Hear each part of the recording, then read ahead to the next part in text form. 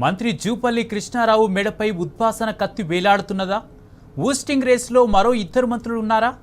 పదవులను కాపాడుకోవడానికే ఇంత రాద్ధాంతం చేశారా? కేటీఆర్ విసిరిన సవాల్ను సీఎం కాదు, కనీసం ఆర్థిక మంత్రి కూడా కాని జూపల్లి అందుకే స్వీకరించారా? అందుకే వెనుక ముందు ఆలోచించకుండా వెళ్ళి ప్రతిపక్షం ఉచ్చులో పడిపోయారా? వైఫల్యాన్ని కప్పిపుచ్చుకునే క్రమంలో ఏకంగా ప్రభుత్వాన్నే ముంచుతున్నారా? పోతూ పోతూ ప్రభుత్వాన్ని ముంచిపోదామనుకుంటున్నారా అని సీఎం నిలదీశారా? అంటే కాంగ్రెస్ వర్గాల నుంచి అవును అనే సమాధానమే వినిపిస్తుంది.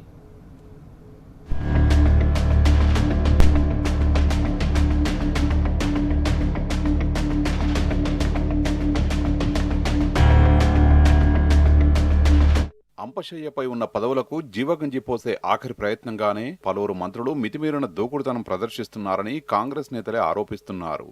బీఆర్ఎస్ కాంగ్రెస్ సవాళ్లు ప్రతి సవాళ్ల విషయంలో అధికారంలో ఉండి అస్త్రాలు చేతిలో పెట్టుకుని కూడా ప్రతిపక్షం ట్రాప్లో పడ్డామని సీఎం భావిస్తున్నట్లు తెలుస్తున్నది. ఇది ఉద్దేశపూర్వకంగా జరిగిందా లేక తెలియక ఉచ్చులో ఇరుక్కున్నామా అనేది తేల్చాల్సి ఉన్నదని ముఖ్యమంత్రి తన సన్నిహితుల వద్ద అన్నట్లు ప్రచారం జరుగుతున్నది. తమంతట తామే ప్రభుత్వ వైఫల్యాలను ఎత్తిచూపే అవకాశం కల్పించి బీఆర్ఎస్ కు మైలేజీ ఇచ్చామని కాంగ్రెస్ నేతల వద్ద అసంతృప్తి వ్యక్తం చేసినట్లు సమాచారం. మాజీ మంత్రులను చర్చలకు కవ్వించడం మంత్రులు చేసిన తప్పిదమని, గోలు కొడతామని బీరాలు పలికి చివరకు సెల్ఫ్ గోలు చేసుకున్నామని గురువారం జరిగిన కేబినెట్ సమావేశం ప్రారంభానికి ముందే సీఎం అసంతృప్తి వ్యక్తం చేసినట్లు తెలిసింది. అన్నలు ముంచిపోవాలనుకుంటున్నారేమో అని సీఎం వ్యంగ్యాస్త్రాలు సంధించినట్లు సమాచారం. ఈ నేపథ్యంలో మంత్రివర్గ ప్రక్షాళన, విస్తరణ మరోసారి తెరమీదికొచ్చింది.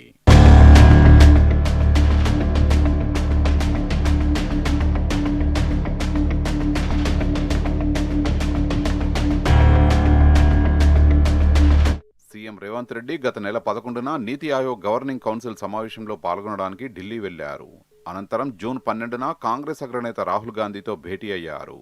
ఇద్దరి మధ్య దాదాపు 30 నిమిషాలకు పైగా చర్చలు జరిగాయి. ఈ సందర్భంగా రేవంత్ రెడ్డి రాష్ట్ర మంత్రుల పనితీరుపై ఒక నివేదికను సీల్డ్ కవర్లో పెట్టి ఇచ్చినట్లు సమాచారం.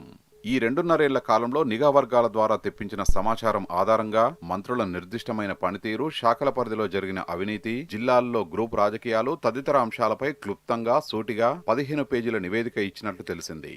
అందులో 4 మంత్రుల పనితీరుపై సీఎం తీవ్ర అసంతృప్తి వ్యక్తం చేసినట్లు వినికిడి. పరిపాలనాపరమైన వైఫల్యాలతో పాటు శాఖాపరమైన అవినీతి, నోటి దురుసుతనం తదితర కారణాలను ఎత్తిచూపుతూ ఎక్సైజ్ శాఖ మంత్రి జూపల్లి కృష్ణారావు, దేవాదాయ శాఖ మంత్రి కొండా సురేఖ, రవాణా, బీసీ సంక్షేమ శాఖల మంత్రి పొన్నం ప్రభాకర్ తో పాటు డిప్యూటీ సీఎం బట్టి విక్రమార్క పేర్లను ప్రస్తావించినట్లు విశ్వసనీయంగా తెలిసింది.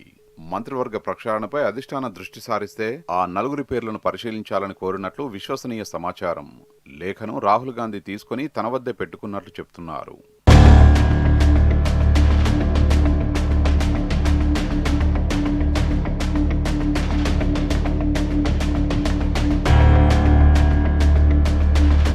రాష్ట్ర మంత్రివర్గంలో ప్రస్తుతం 2 సీట్లు ఖాళీగా ఉన్నాయి. ఈ 2 భర్తీ చేయడంతో పాటు మంత్రివర్గ ప్రక్షాళన కూడా జరుగుతుందనే ప్రచారం గత నెల రోజుల నుంచి జోరుగా సాగుతున్నది. దీనికి తోడు మే నెల చివరి వారం, జూన్ మొదటి వారంలో ఆశావాహులైన కాంగ్రెస్ నేతలు ఢిల్లీ చుట్టూ చక్కర్లు కొట్టడం, ఆర్థిక మంత్రి బట్టి విక్రమార్క పదైపోతుందనే ఊహాగానాలు తెరమీదికి రావడం తదితర అంశాలు మంత్రివర్గ ప్రక్షాళన జరిగి తీరుతున్నదనే దానికి మరింత బలాన్నిచ్చింది. ఈ నేపథ్యంలోనే జూపల్లి కృష్ణారావు అందివచ్చిన అవకాశాన్ని వినియోగించుకున్నారనే చర్చ జరుగుతున్నది. నిజానికి ప్రతిపక్షాలు సవాల్ విసిరిన అప్పుల అంశంతో జూపల్లికి ఎటువంటి సంబంధం లేదు. అయినా ఆయన కల్పించుకొని సందులోకి దూరారని, చర్చలు అక్కడా ఇక్కడా కాకుండా నేరుగా తెలంగాణ భవన్కు వచ్చి మాట్లాడతానని ప్రకటించడం, తర్వాత తప్పుకోవడం వెనుక ఆయన వ్యక్తిగత ఎజెండానే ఉన్నదని కాంగ్రెస్ సహచర మంత్రులు అనుమానిస్తున్నారు. నిజానికి కాంగ్రెస్ ప్రభుత్వం అధికారంలోకి వచ్చిన ఏడాది నుంచే జూపల్లిని మంత్రి పదవి నుంచి తప్పిస్తారని కాంగ్రెస్ అనుకూల సోషల్ మీడియా వేదికల్లోనే ప్రచారం జరిగింది. లిక్కర్ టెండర్ వ్యవహారంలో సీనియర్ ఐఏఎస్ వీఆర్ఎస్ తీసుకున్న తర్వాత ఆ ప్రచారం మరింత పెరిగింది. తాజా నివేదిక నేపథ్యంలో మార్పు అనివార్యమని ప్రచారం జరుగుతున్నది. దీంతో పదవిని కాపాడుకోవడంలో ఇది జూపల్లి చివరి ప్రయత్నం కావచ్చని కాంగ్రెస్ మంత్రులే అంటున్నారు.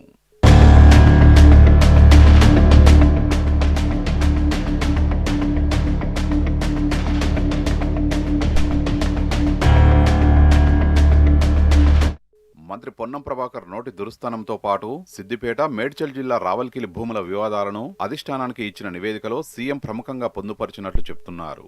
జూబ్లీహిల్స్ ఉప ఎన్నిక సందర్భంగా తోటి మంత్రిపై బాడీ షేమింగ్ వ్యాఖ్యలు, ఒక సందర్భంలో సన్నిహితుల వద్ద తనపైనే నోరు పారేసుకున్నట్లు ఆడియో వివరాల్ని ఆ నివేదికలో పొందుపరిచినట్లు చెప్తున్నారు. నియోజకవర్గ ప్రజలకు అందుబాటులో లేకుండా ప్రజా సంబంధాలకు దూరంగా ఉంటున్నారని నివేదించినట్లు సమాచారం. బట్టి విక్రమార్క విషయంలో సీఎం రేవంత్ రెడ్డి ఇప్పటికే సక్సెస్ అయ్యారని చెప్తున్నారు. బట్టిని తప్పించి అదే సామాజిక వర్గానికి చెందిన స్పీకర్ గడ్డం ప్రసాద్ కుమార్ కు మంత్రి పదవి ఇవ్వాలనే ప్రతిపాదనపై రాహుల్ గాంధీ కూడా సానుకూలంగా ఉన్నారని చెప్తున్నారు.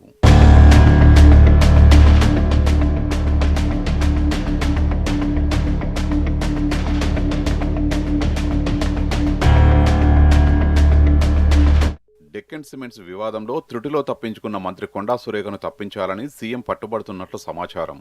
డెక్కన్ సిమెంట్స్ ప్రతినిధుల్ని గన్తో బెదిరించారనే ఆరోపణలపై మంత్రి వైఎస్డి సుమంత్ను పోలీసులు అరెస్టు చేయడానికి వెళ్లడంలో కాంగ్రెస్ నేత రోహిన్ రెడ్డి కూడా ఉన్నారని, ఆయన వెనుకున్న ముఖ్యమంత్రి పాత్ర కూడా ఉన్నదా అని సురేఖ కూతురు సుస్మితా పటేల్ గతేడాది అక్టోబర్లో చేసిన ఆరోపణలు రాష్ట్ర వ్యాప్తంగా సంచలనంగా మారాయి. సుమంత్ను అడ్డం పెట్టుకుని తన తల్లిని అరెస్టు చేసేందుకే మహిళా పోలీసులు వచ్చారంటూ సుస్మిత ఆరోపించారు. ఈ వ్యవహారం వెనుక వేం నరేందర్ రెడ్డి, కడియం శ్రీహరి, రోహిన్ రెడ్డి, ఉత్తమ్ కుమార్ రెడ్డి, పొంగులేటి శ్రీనివాస్ రెడ్డి సహా సీఎం రేవంత్ రెడ్డి కూడా ఉన్నారంటూ తీవ్ర స్థాయిలో ఆరోపణలు గుప్పించారు. అప్పటి నుంచే కొండా సురేఖను ముఖ్యమంత్రి టార్గెట్ చేసినట్లు చెప్తున్నారు.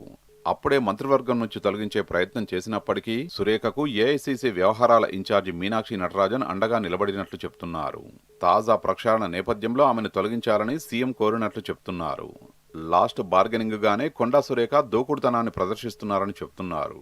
గురువారం జరిగిన కేబినెట్ భేటీకి సురేఖ డుమ్మా కొట్టడం, యాదగిరిగుట్ట దేవస్థానం బోర్డు ఏర్పాటు ప్రక్రియలో తనను తృణీకరించడంపై బహిరంగంగా అసంతృప్తి వ్యక్తం చేయడం, లేఖ బయటకు లీక్ కావడం చివరి ప్రయత్నమేనని కాంగ్రెస్ నేతలే అంటున్నారు. కొండా సురేఖ సన్నిహితులే లేఖను లీక్ చేసి ఉంటారని చెప్తున్నారు.